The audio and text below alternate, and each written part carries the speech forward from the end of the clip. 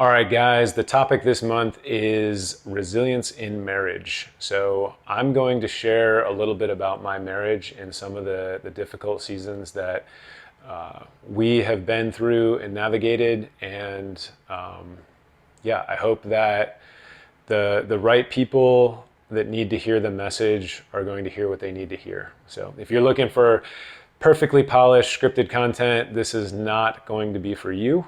But yeah, if you are in a rough spot and you're just looking for some kind of from the trenches sort of information, I'm going to give you the best that I've got in what I learned navigating some really hard seasons with my wife, a lot of which were brought on by myself. I created a lot of the bad situations, and I'm going to share how I kind of fought my way out of them, how I fought for my marriage, I fought for my wife, I fought for my family.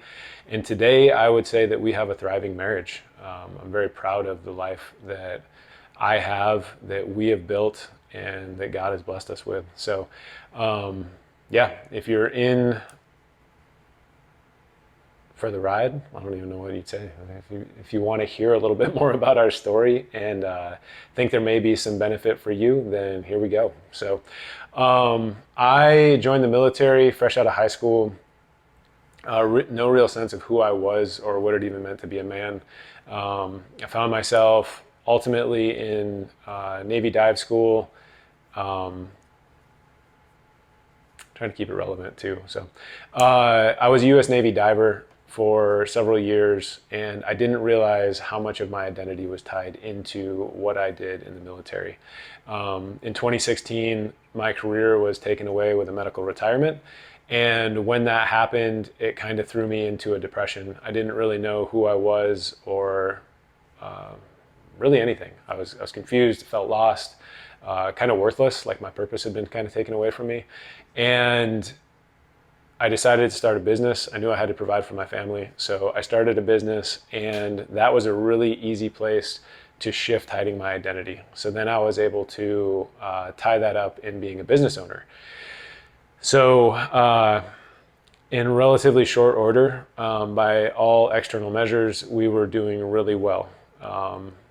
It was within just a couple months, I was making my monthly salary in a week in our business, and money was starting to flow really well. And pretty soon money had become my God, and I was not showing up as a husband. I was not showing up as a father, and perfect strangers were getting the best version of me. My family, who I would claim would be the most important, were getting the short, irritated, burnt out, short-tempered version. Seems like that should be pretty obvious, but it wasn't. And yeah, that continued on for a couple of years until we were hit with a Category 5 hurricane at the end of 2018, which ended up shutting down our business and made it abundantly clear how bad of a spot our marriage was in. So I had spent about 4 months by myself in Florida recovering, trying to repair our properties, and my wife and kids had evacuated to New York State. After the houses were fixed, we decided to sell the Florida house, and we were going to move to New York. So when I got there, I was all excited to be reunited with my family. I'd sort of fallen into a bit of a depression while I was repairing the houses. Ironically, looking back, how much I was just focused on me. Like I was worried about, I was depressed, my business was closed, our houses were damaged. Like it was all just boohoo is me, and I wasn't really thinking about where my wife was at, where my kids were at, how they were processing the fact that they were just uprooted on all but last minute's notice, and the kids never really, well not never really, the kids never went back to that house. They started school within, I want to say it was within like 2 weeks, because there was like some, they were like, it's like refugees or something. It was really funny because we fell under, I think we were considered like refugees, or I think that's what it was. I think they were refugees. So they started school almost immediately. in New York State. But again, no consideration for where they were at, how they were processing. It was all about me. And I got done with the house and I was just like, yeah, everything's going to be great now. So I moved to New York to rejoin my family, and Kaylee was less than inviting, let's put it that way. And I just didn't understand. I was like, I don't get what the problem is. And it didn't take long for me to realize, like I said, I wasn't showing up as a husband. I wasn't showing up as a father. And she was on the brink of leaving me. She was done with our marriage, and that hit me like a ton of bricks. And it was, I don't know the exact moment, but it was in that time period that I realized I needed to fight for my marriage. I met a couple of guys in the military that both of them had told me the same story, independent of each other. And the story was essentially got married, things were great, had kids, things became all about the kids in our career. Then we retired, then the kids moved out, and we were left not knowing our roommates. Our wife, and we had drifted apart from our wives, and when the career was over, we retired and the kids moved out, we just didn't know who we were left with. There was no relationship there. And I remember hearing those stories, and I was always like, that'll never be me. And it almost was me. The kind of ties into some of my childhood stuff too, but that's sufficient for the story for today. But yeah, so those guys were started echoing in my head, and I was like, this is not happening to me. I swear this will not happen to me. There's this great quote that I don't know how to pronounce it, but it's I think it's Latin. Si vis pacem parabellum, which means if you want peace, prepare for war. And I just kept thinking to myself, I'm like, I really want peace in my marriage. And I said, well, I'm going to have to prepare for war. And I did. I chose my wife. And that was one of the first things that I did. I chose Kaylee above everything else. And it sounds kind of weird to say, but I made a conscious decision that I'm like, she is more important than my kids. She's more important than my business. She's more important than literally everything around me. And I am going all in on Kaylee. And it's funny, connected with some friends not too long ago, and we were talking about that time period. And Kaylee and I guess, left other people with the impression that we were mad at them. And I feel really bad about that, honestly, in hindsight. But the reality is we were so focused on each other and saving our marriage that I guess we ignored other things to the point where some people thought we were mad at them. I've since reconciled the ones I know about. So if you knew me in that period and feel like I was mad at you, I almost guaranteed I was not mad at you. I was just prioritizing my wife. And I'm really grateful that I did that, because I don't have to live with anybody else. I have to live with my wife. I'm building a life with my wife. And so, I think one of the first steps is, if you haven't chosen your wife, especially if you're in a hard season right now, regardless of how much you might think it's her fault or the situation, whatever it is, like, if you don't choose your wife, then there's other options.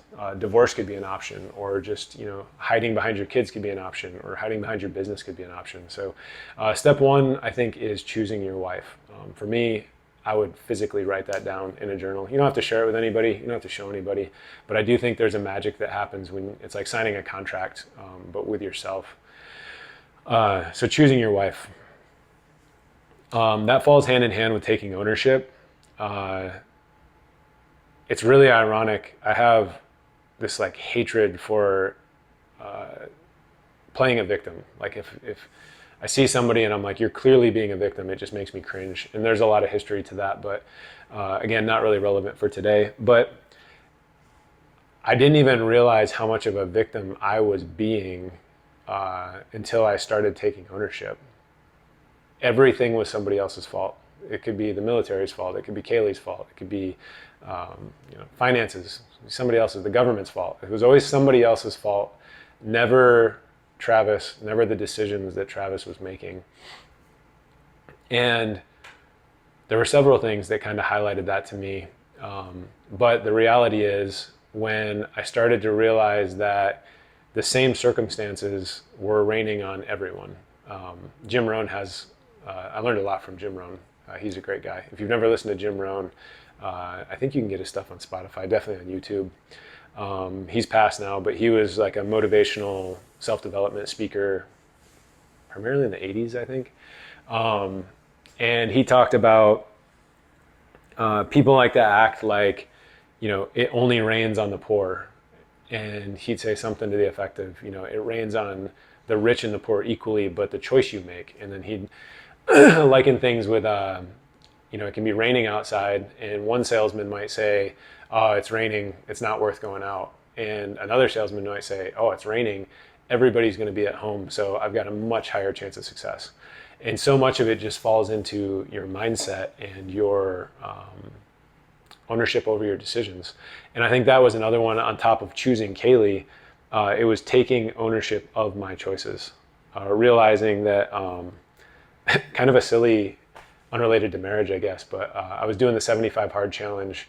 If you're not familiar with it, you can Google it and look it up. But it's a challenge. Everybody thinks it's a fitness challenge, but it's really a mental toughness. It's a mindset challenge. One of the silly things you have to do is take a daily progress photo. And that is symbolic of the mundane things that we still have to do in life. It doesn't really move the needle forward, but you still have to do it. You have to remember to brush your teeth and feed the kids. So that's built into the challenge, not so much as that the progress matters, but it's more to remember to do something trivial. I woke up, I failed the challenge by not taking a progress photo. I woke up and the first thing in my mind was everyone in my family knew I was doing 75 hard. Everyone, all three of my kids and my wife had taken a progress photo for me.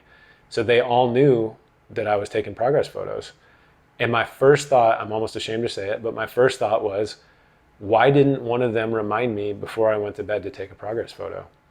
And I laughed at myself because I was sitting there and I'm like, man, what a victim. I'm trying to blame my innocent family for the fact that I failed 75 hard.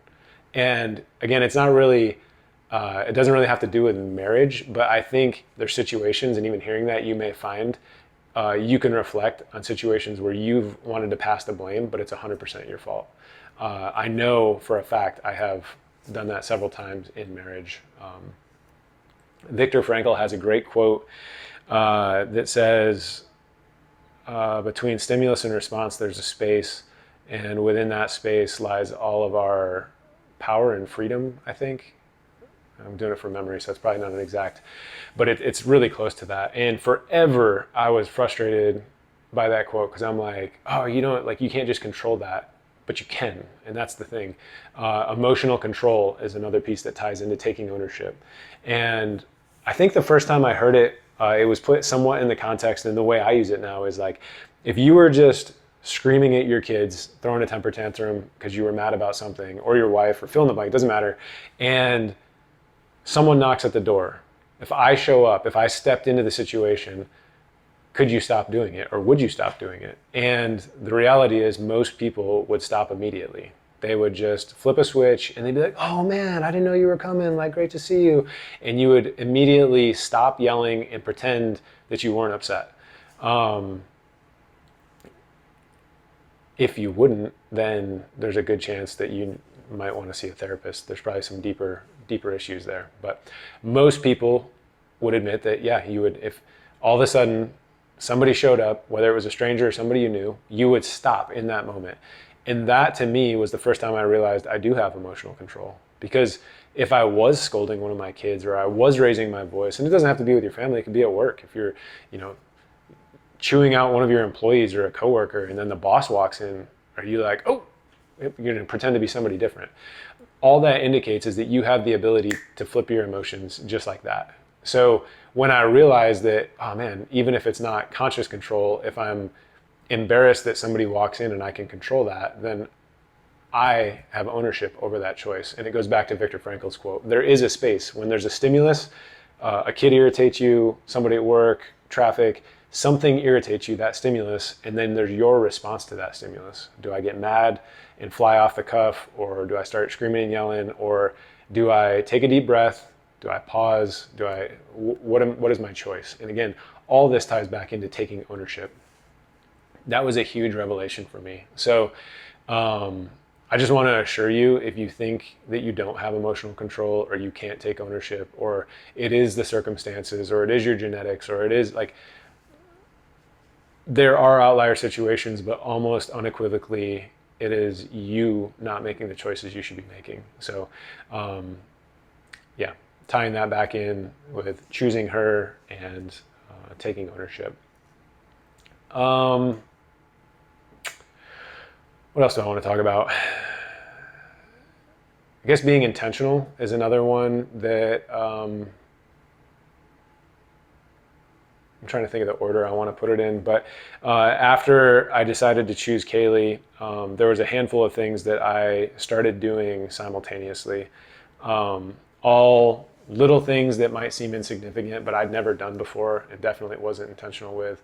But one of them was I had decided I was going to take her on a weekly date lunch. And it was on the first and third dates that we just started going out. And the first and third dates, we got into blowout fights. And it was one of the most frustrating, I would say seasons, I guess, moments, dates, whatever. We had forgotten how to be alone. We'd forgotten how to date, how to just have time for Kaylee and I to connect. Since we've still been doing, 2019, so 6 years we've been doing weekly date lunches. There's been a couple times when they've drifted, health issues, going through school, just minor things. They've shifted a little bit and they've switched to date dinners and things. But like we have been with very little inconsistency going on date lunches since 2019. And like I said, the very first and the third dates, and there's been some rough ones in between actually, but the cool thing is now it's become something where even if we're not happy with each other, that is a reset point. And it also puts, I don't want to speak for Kaylee, but I think she feels the exact same way. It anchors us to the other person. Like, I'm mad at you, but you matter to me more than the situation we're in. So coming together for that weekly date, really kind of secures how important our relationship is above the situation or the season that we're in. So yeah, anyway, the point was choosing something intentional, and then it backfired completely. And then it made me question, all the way back to the first thing I talked about, man, do I really want to choose her? Am I as committed as I think I am? Because here we're fighting, like this isn't meant to be. And you just start to get doubt, and then you play that victim card. Like, oh, this isn't going to work. This isn't real. This isn't possible. So if you can see how all this is tying together, you make the choice, I'm going to choose my wife, and then you're taking ownership of your decisions. You're starting to be intentional, but then it backfires. And then it's going to really come back to, are you as convicted as you think you are? So if you're not anchored in who you are and you're not confident in what you're going after, it's another topic, but there's a lot of self-work that had to go into me before I could even pursue Kaylee. But again, today is all about marriage and navigating hard seasons, right? Resilience is just the ability to endure or recover from difficulty. So in marriage, how are we navigating these hard seasons, and then how do we recover from them? But yeah, in the thick of it, starting to be intentional backfires. So am I as convicted as I think I am? And I was, but again, back to that quote, if you want peace, prepare for war. You have to go through war to achieve peace on the other side. I am firmly convicted in that. Yeah, another thing I did was decided I was going to compliment her every day with a genuine compliment, and I was going to track it in my journal. And it got to be toward the end of the month. I don't think it was the last compliment of the month, but it was around day 30. And I delivered a compliment, and she said something snippy to me, and I snapped. Not real proud about it, but I snapped and was like, you're just a total, probably called her a B at the time. You're being a jerk and you just don't even care. I've been trying to compliment you for a month, and what's the point in even trying? And she's like, no, you haven't. She denied it. And I showed her my journal, and it was a really cool moment. I think it was a pivotal moment for us where she realized, she saw my intention. It was more than just talk.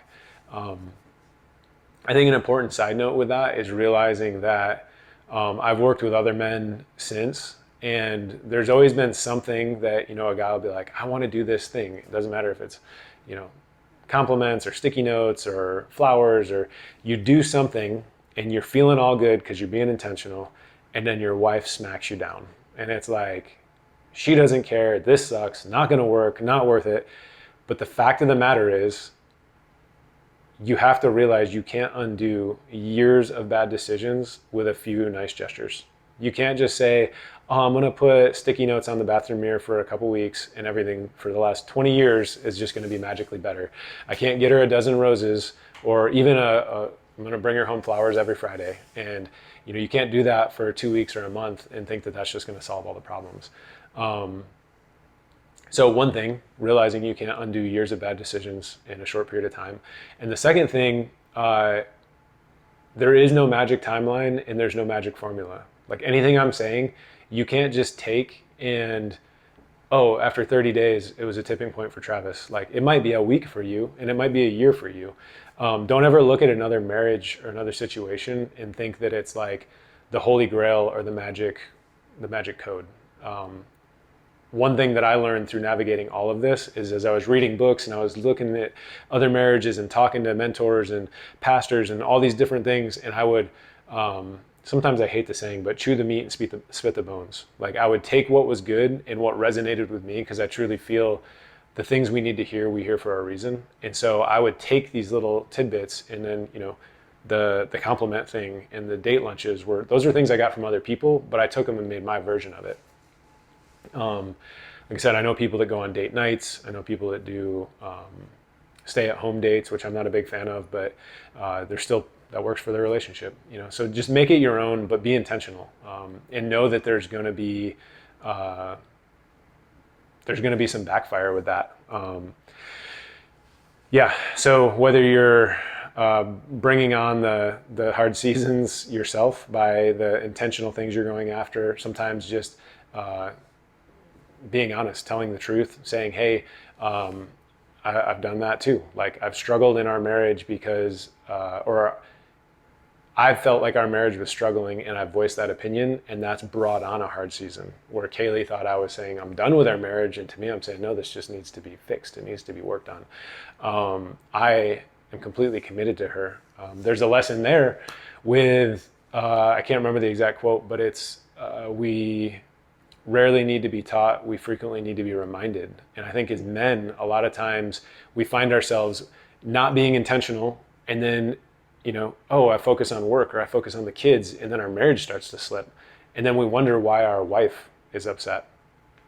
We're not intentional with ourselves. We start to let our weight slip and we get kind of sloppy and gross. And it's like, oh, my wife doesn't want to get intimate with me. And it's like, well, look in the mirror. Do you want to get intimate with yourself? Like, what are you doing to make yourself attractive, even to yourself? Like, do you even want to be around you? Why would anybody else? So if you have no sense of self-confidence or self-worth, what is going to be magnetic about that to your wife or to your kids or to your friends or your coworkers? So again, being intentional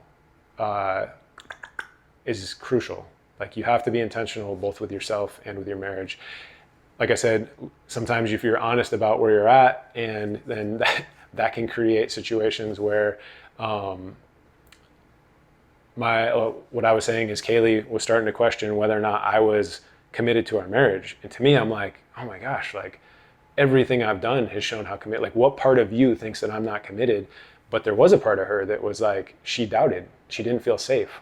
And so as a man, we don't have to like reaffirm, like teach them, like we have to remind our wives, like, what have you done intentionally to show them that you actually love them? So if you're going to lead with truth and say, hey, I'm not happy right now, that's going to create a hard time.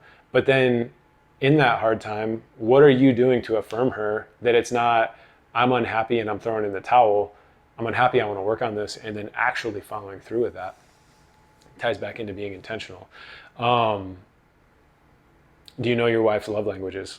Do you know what makes her happy? If you don't know what the love languages are, you can Google them. There's a great book.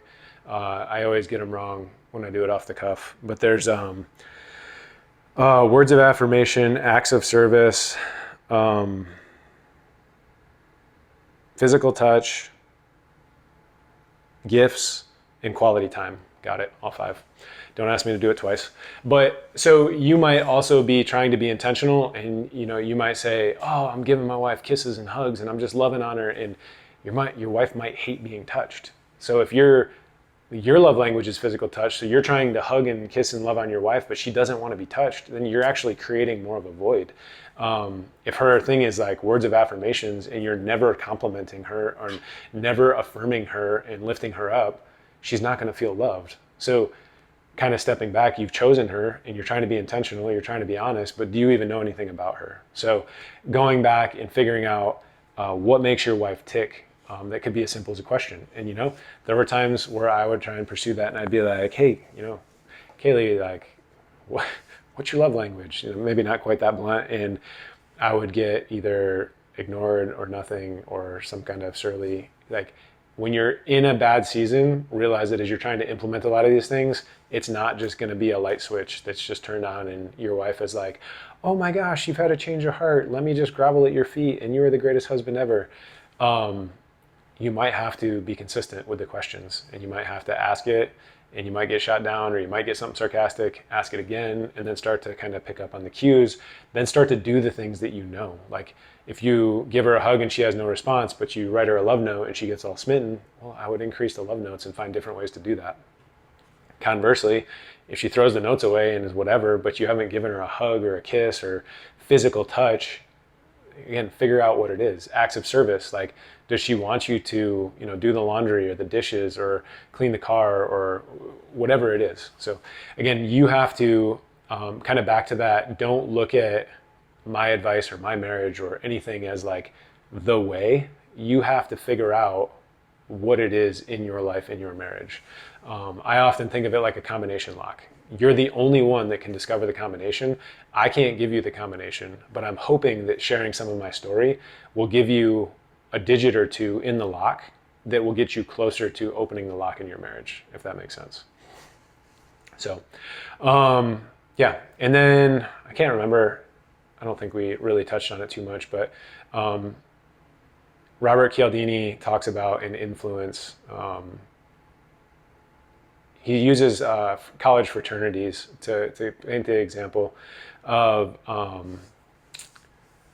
the greater the challenge, the higher the commitment. So the harder it is, the initiation and the pledge night, whatever it is. I've never been in a college fraternity, but when you pledge and you go through the hazing to become part of the fraternity, the harder that process is, the more loyalty and commitment the members have to the fraternity. Personally, in my life as a Navy diver, I know a lot of the hard, challenging things we go through to become a Navy diver. On the other side of that, there's a loyalty with other people wearing that pin because there's the challenge was really high and so is the commitment. So I think if you're navigating hard seasons and you start to reframe it in your mind, like when I look back at my marriage, all the hard things we've been through, like the story I'm sharing today was a big part of like my identity had caused me to pursue things that I didn't even know what I was doing and completely neglect my wife and kids. And it created a situation I had to fight back. That was a hard season that I created and I had to navigate. There's other ones, like I was diagnosed with cancer in 2022.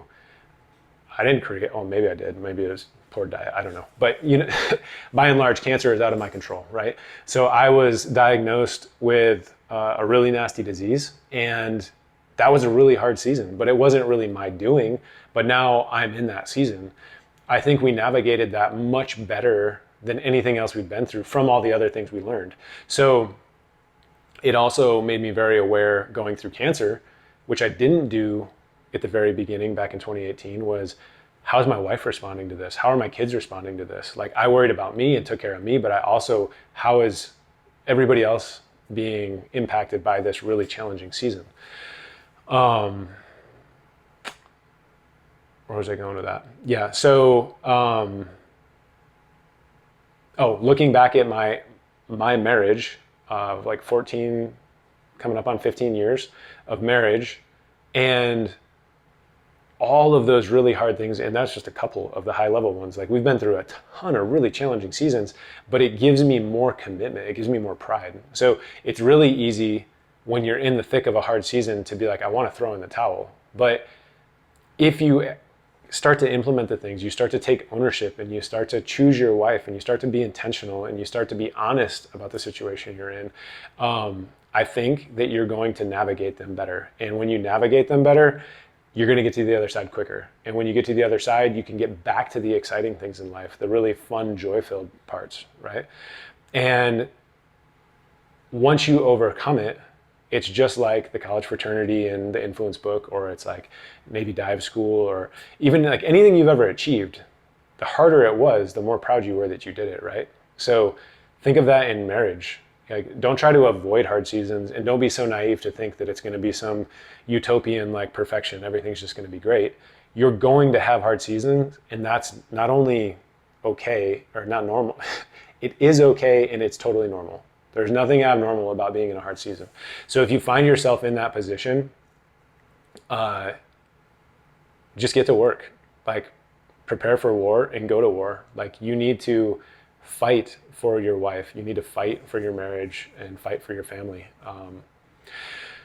So yeah, I think that's all I wanted to talk about today. But I kind of hit all the high level points. And like I said, if you're not sure where to start, like the first step, the very first step is you. You have to decide who you are, and you don't have to be perfect.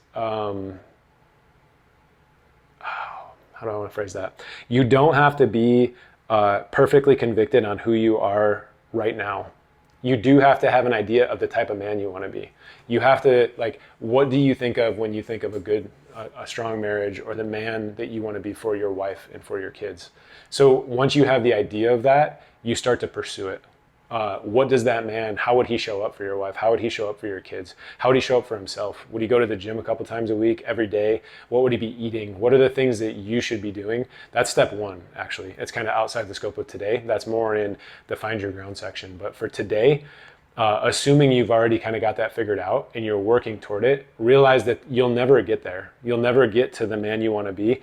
When you think you've gotten there, you're going to be standing there and you're going to be able to see further ahead, and it's going to be further down the road. So Matthew McConaughey has this great quote. It's from a speech, and he says he needs something to look up to, look forward to, and something to chase. And he says he looks up to God, he looks forward to coming home to his family, and he chases his hero, and his hero is him 5 years from now.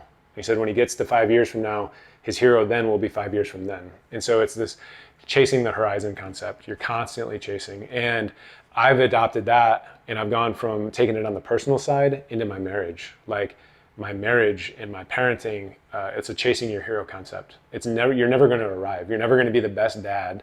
You're going to be the best dad you can be until you get there, and then you're like, oh, there's a level up. There's a new community of dads that are going to teach me something. Or you're going to go from, toddlers to school age to preteens to teens, and like every season is different as you're parenting. Same thing with your marriage. Like the honeymoon phase, oh, this is great. And it's like, oh, we have our first fight. And it's like, then you start to question everything, but realize that it's a constant evolving, right? So figure out the man that you want to be, how you want to show up.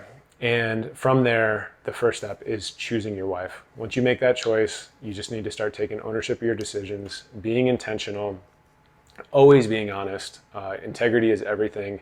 And then realizing that hard seasons are totally normal. So sit down. Like I said, some of the first steps that you can take are choosing to pursue your wife, being patient, knowing that it's probably going to backfire. Like, I don't care if it's compliments, I don't care if it's flowers, I don't care what it is. And you don't need to be like over the top. It's just starting to put in the reps to build the muscle of showing your wife that you're turning the page. And I don't know when you'll hit that tipping point, but walking in and saying, I'm sorry, I'm going to change, she's either going to like laugh at you. If she says okay, she's not going to believe you, because your actions have to back up what you've said. And that takes time, right? So it's taken time to put you in the position you're in. Now it's going to take time to get you out of it. But it only starts when you start taking ownership, start making choices, and start navigating your way out of it. So anyway, that's all I've got for today. Again, just wanted to share my story and some of what I think has saved my marriage and built the life that I have today, which I am pretty proud of. I love my life. One of the goals I set early on was to be jealous of my own marriage, and I honestly am. Like, I look at my life and I'm like, this doesn't seem real to me. It doesn't seem, man, almost gets me emotional. It just doesn't seem fair, and I'm just so grateful to be here and so grateful for my wife and my kids and the life. But people often say like, oh, you're so lucky. And it's funny because I am lucky, but luck also had nothing to do with it. Like it was a very intentional process, but there is a strong element of luck, if that makes any sense. So anyway, I hope that the people that needed to hear this message heard what they needed. Happy to carry the conversation deeper. And if this was an epic waste of your time, then yeah, I wish you well anyway. Just maybe the next one will be better. So have a great day. Take care.